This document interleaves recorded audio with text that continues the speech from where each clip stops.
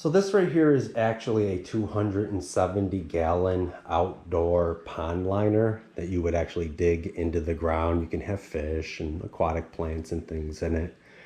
But I'm going to try using it in the house as an indoor community pot.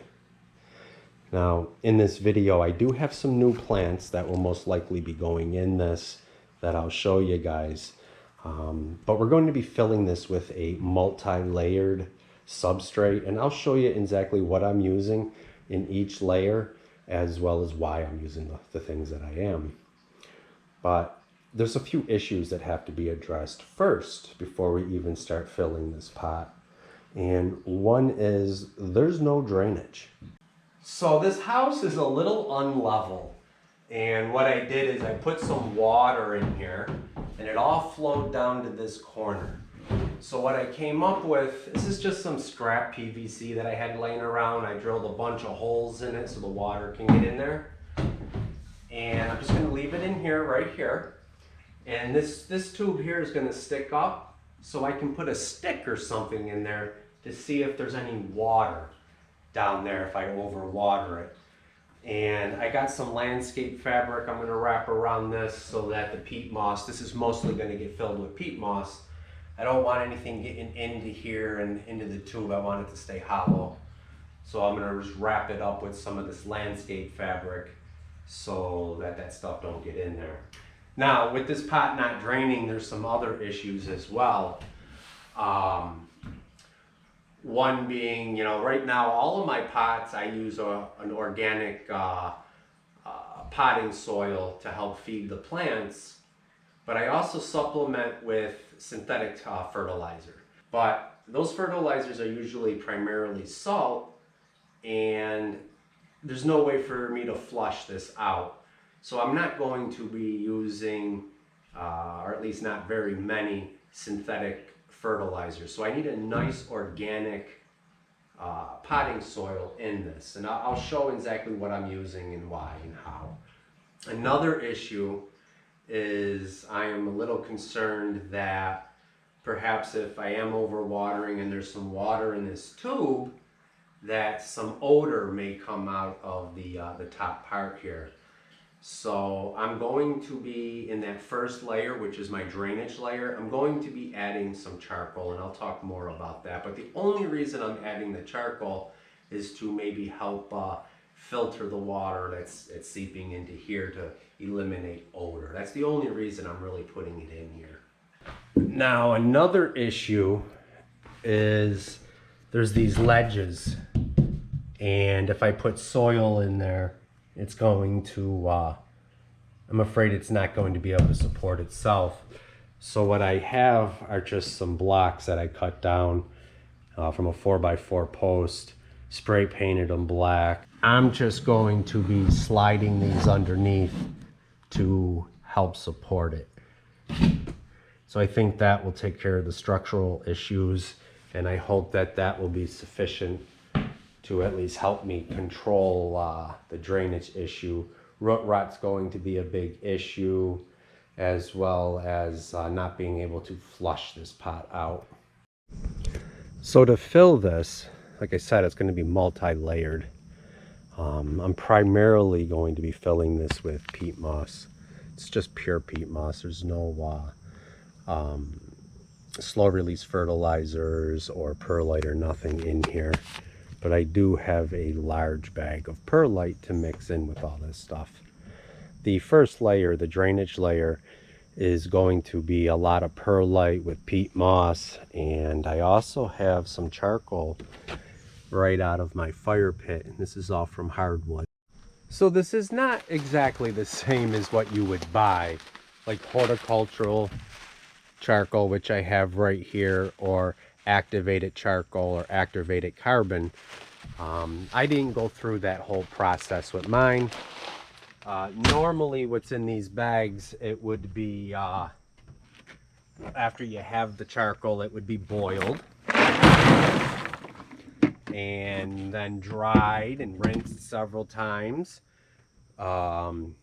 reheated, and then soaked in an organic something acidic like lemon juice, and then rinsed and dried again, and that provides a lot of additional little air pockets and stuff within the charcoal. I'm only using this for purification purposes, so I'm not getting all fancy with it. This is just going to get mixed in with the peat moss that goes right around that pipe. Should be broken up more, but that's good enough for what I'm doing. So I'm just going to add some peat moss to it now.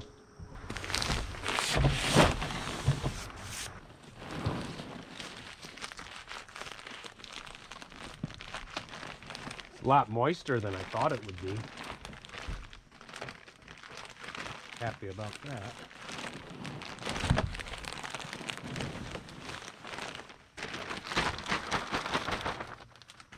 Now the charcoal is organic, so it's going to break down over time, but I need this drainage layer to have some good aeration and good drainage, so I'm putting perlite in here right now.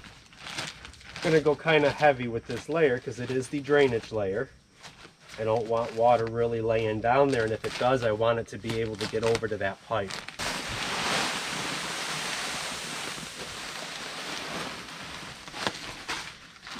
Also, because I won't be using synthetics, I'll be using lots of organics in this.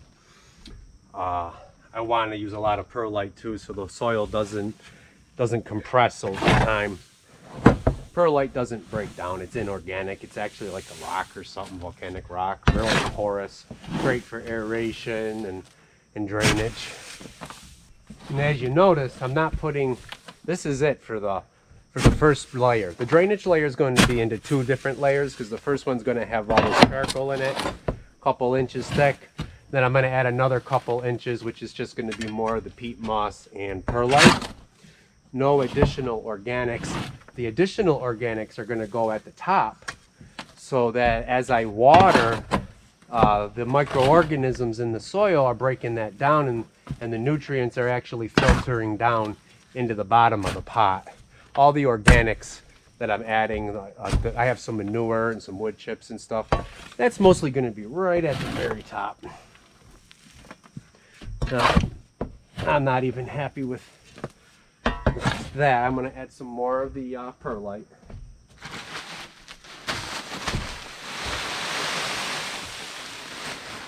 So now to get it into the house, what I'm going to do is I got this big pot right here. Just going to throw it in here, carry it in the house, start throwing it in the pot. This is going to be a process.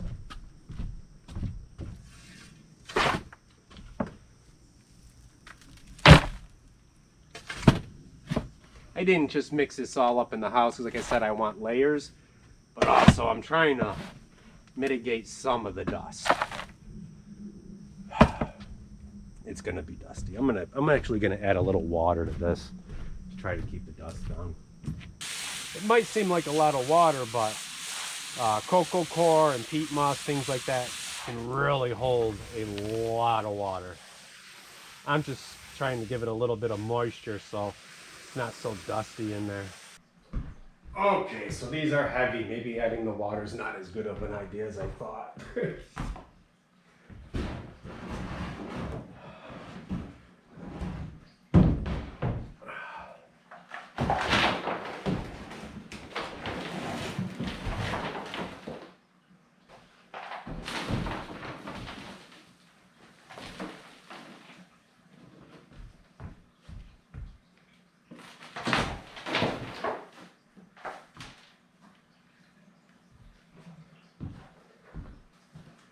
So, it's not as much charcoal in there as I thought, as I would like.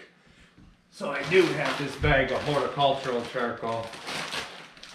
I am going to throw this in right over where the pipe is. I also have a little bit of activated carbon I had laying around, just using stuff up. So now I'm going to continue building up the drainage layer. It's the same thing that we just did, with the exception of no charcoal. I put a fan in the window to try to blow some of the dust out. I'm not putting no more water in these. They're pretty heavy.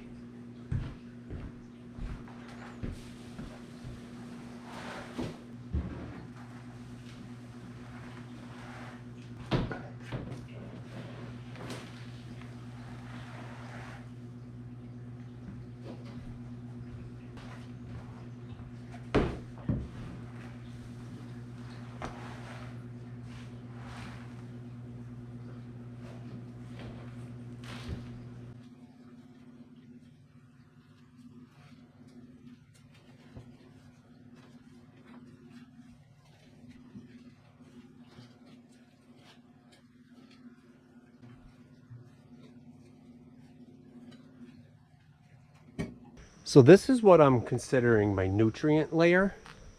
So far that's just peat moss. And I am going to put a little bit of perlite in here too. Because like I said before, perlite doesn't break down and it's real porous. The microorganisms can live in it, water can pass right through it, but it's also great for aeration. Now, this stuff here is vermiculite. And it also does everything that perlite does, with one exception, which is when this gets wet, it actually absorbs moisture and it expands.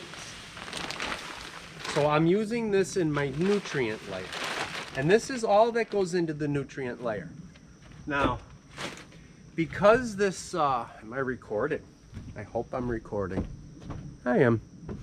So, as this absorbs water, it will expand quite a bit, but the water is what absorbs the nutrients. So this stuff, I'm hoping it will absorb the moisture as well as the nutrients and hold this a little bit higher, a little bit longer within the pot, so that I'm not getting excess nutrients at the bottom of the pot, because again, it does not, I can't flush it, it doesn't drain.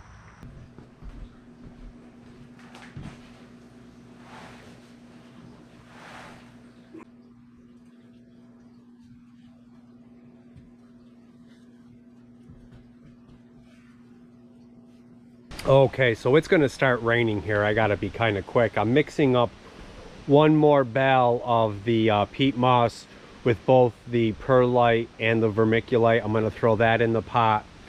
But then I have another bale of peat moss, as well as these two pots right here, which the two of these equal almost a bale.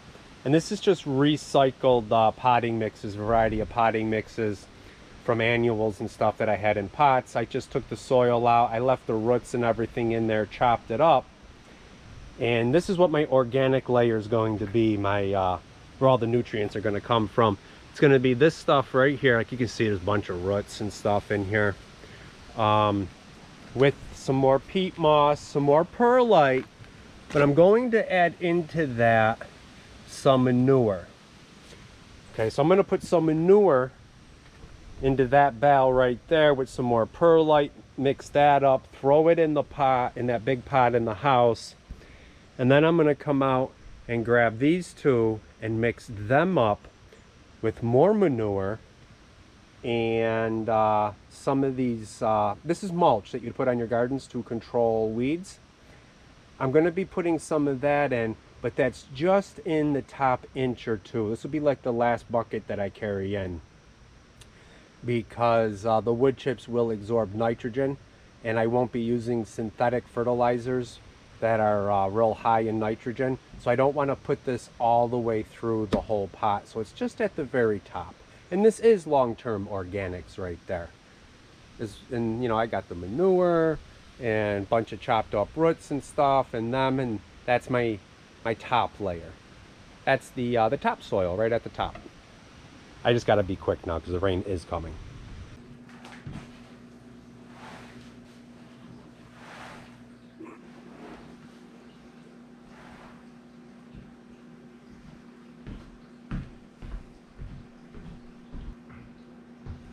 So it's raining out and I am making a big muddy mess right through the kitchen into this room.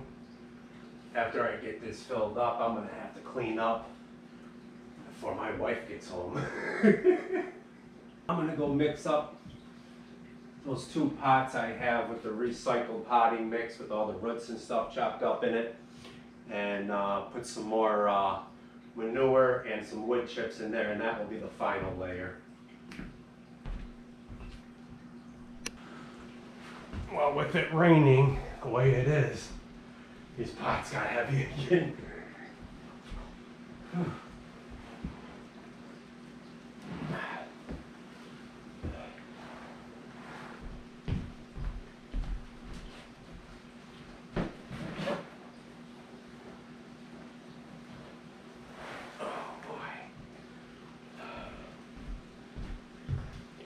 Okay, so I really do gotta clean my house. Holy cow.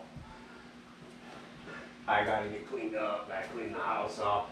But yeah, I'll show the plants, talk a little bit more about this.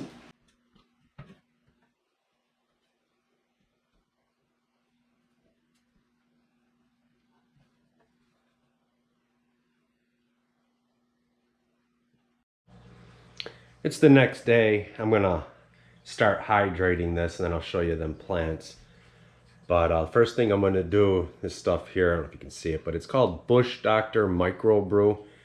It's full of microorganisms, bacterias and things that will help to jumpstart the organics getting broken down.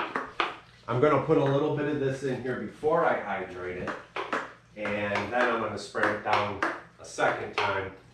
And the reason I'm doing it twice is when I water it, it's going to wash these some of these microbes down into the soil. There's a lot of different stuff in that container. The different types of microbes actually live at different levels within the soil. That's why I'm going to do it before I hydrate it and again after. It will be a while before I actually start putting plants in here. I'm not going to rush. I'm going to take my time and look for plants that I like and stuff. I did just pick up 2 plants from Home Depot. I'm real happy. I went in there and I actually found 2 different plants in there that have been on my wish list for a long time. One's, I'm probably going to pronounce stuff wrong, but one's a type of Alocasia, and the other one's a philodendron. Really surprised to even see them at Home Depot. They had just unpacked a bunch of boxes and were setting up a new display for houseplants. And they had 2 of each of those plants that have been on my list. I only bought 1 of each.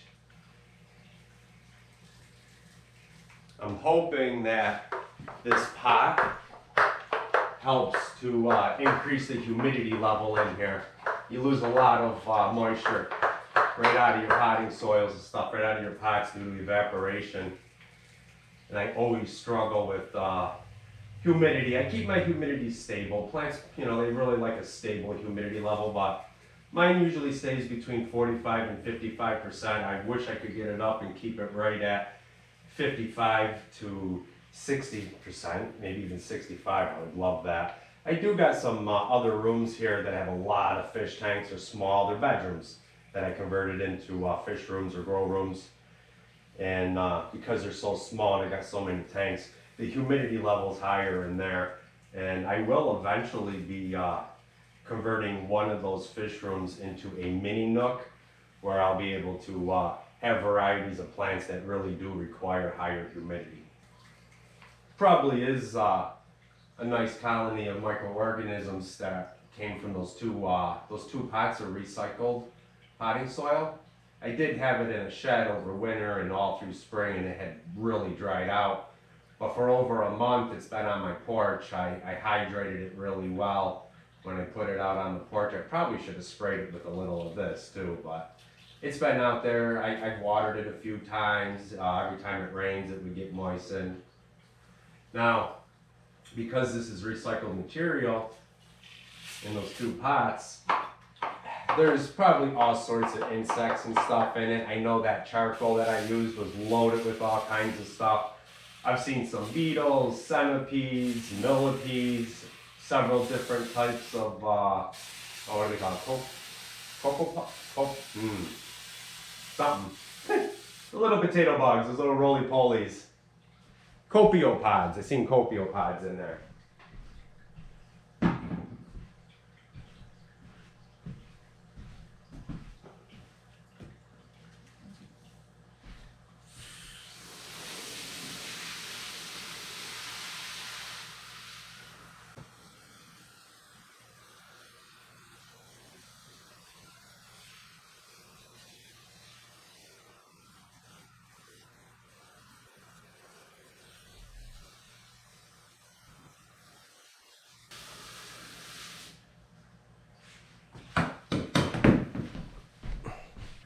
He's moving quick. That is a predator beetle right there. I don't know if I can. Oh, he has to move. I can't see. Oh, there he is. Well, I know that is a predator beetle, if I'm even got him in the.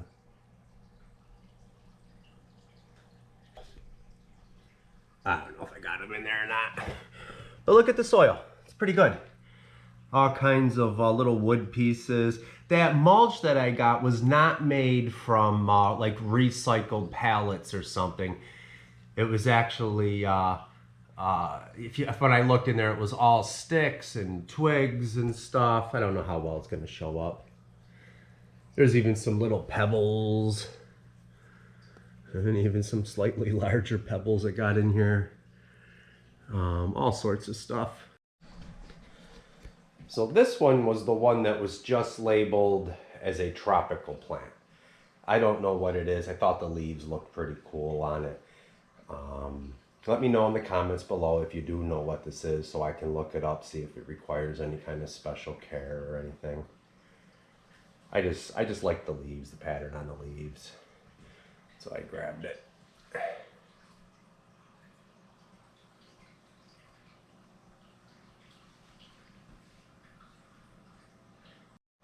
Now this one is something that's been on my wish list, as well as the philodendron that I'll show next. This is an alocasia. And there was two reasons why I've been wanting this one. For one, the leaves. I like the shape of the leaves. They're a little different than what the majority of my current collection's leaves look like. But also, I like the pattern down here. I don't know if it will show up, but it's like kind of spotted. Maybe over here it'll look better. I like that, how the stem looks.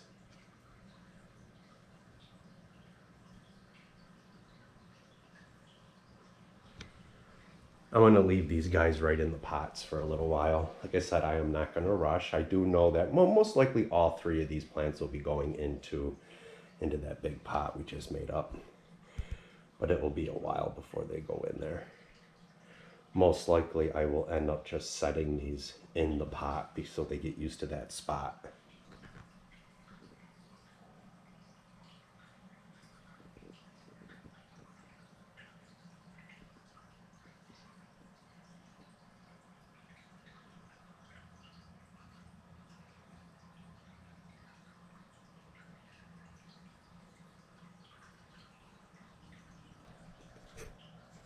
Now this one is what I was really excited about. I've been wanting one of these for a long time, and actually when I was thinking about getting this pot in here, I was envisioning one of these in this pot, so I'm real happy that I found this. I like the leaves on it a lot. I did pick up some moss. I'll be making up a moss pole for this. And it's got some new growth. I checked the roots on all of these. Everything looked fine. Let me just make it a better view. But yeah, it's got some nice new growth. And I also like that it wasn't loaded up with a whole bunch of vines. There's only 2 vines in here, which is just what I want. I'll be able to train this to grow right up the moss pole. It's gonna be a wet moss pole, a damp moss pole. I picked up some moss for it. Some long fibered moss for it. Really like the leaves.